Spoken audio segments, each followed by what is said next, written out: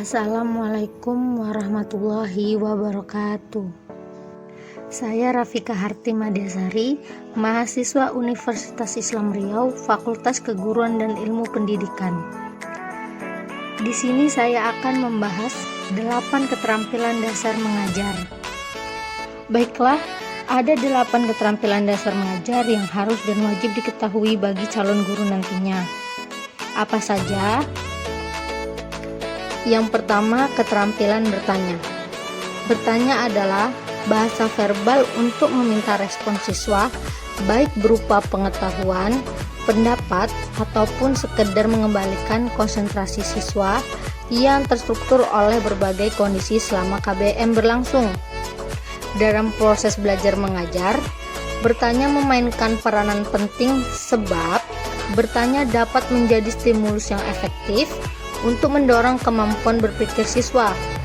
Untuk meningkatkan partisipasi siswa dalam proses belajar mengajar, guru perlu menunjukkan sikap yang baik ketika mengajukan pertanyaan maupun menerima jawaban siswa.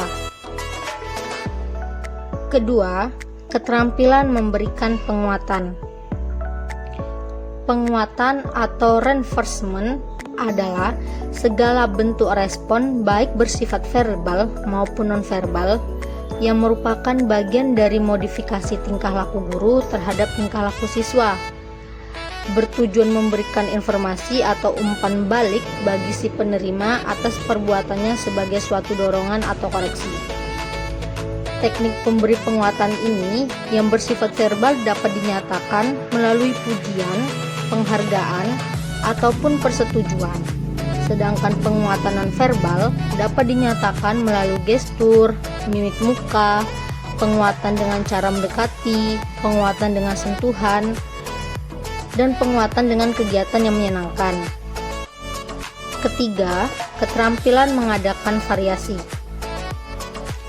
Variasi dalam kegiatan belajar mengajar dimaksudkan sebagai perubahan dalam proses interaksi belajar mengajar. Dalam konteks ini, variasi merujuk pada tindakan dan perbuatan guru yang disengaja maupun secara spontan yang dimaksudkan untuk meningkatkan dan mengikat perhatian siswa selama pembelajaran berlangsung. Mengapa sih guru harus mengadakan variasi? Tujuan utama dari variasi dalam kegiatan pelajaran ini adalah untuk mengurangi rasa bosan yang membuat siswa tidak lagi fokus pada proses KBM yang sedang berlangsung.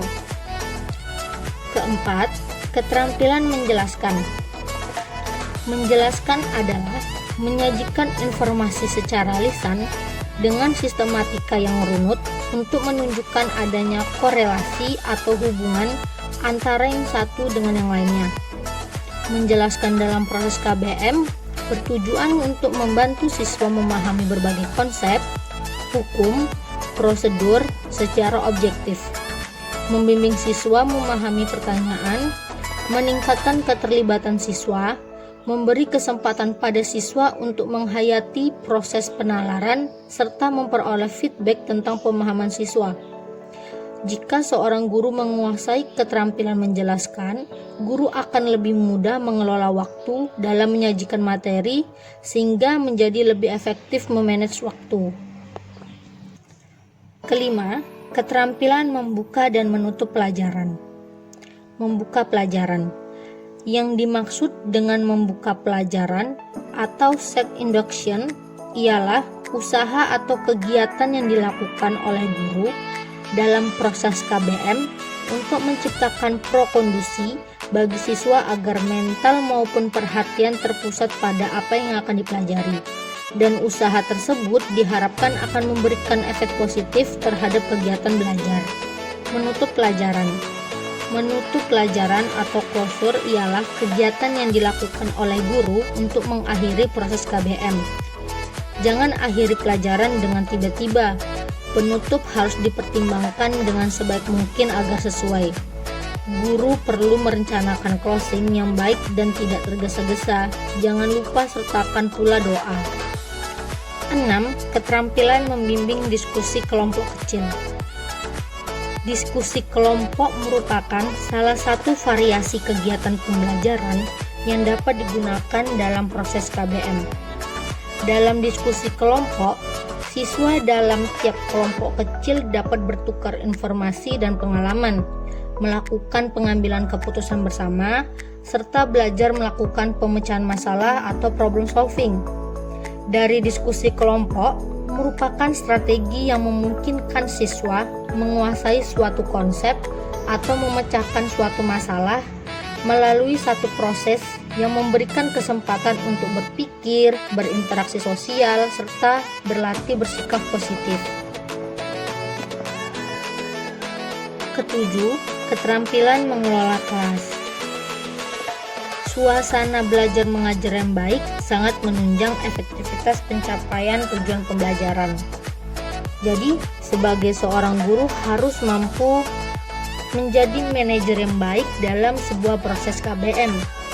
Hal ini berarti bahwa guru harus terampil menciptakan suasana belajar yang kondusif, serta mampu menjaga dan mengembalikan kondisi belajar yang optimal, meminimalisir gangguan yang mungkin terjadi selama proses KBM, sehingga siswa dapat fokus pada KBM yang berlangsung.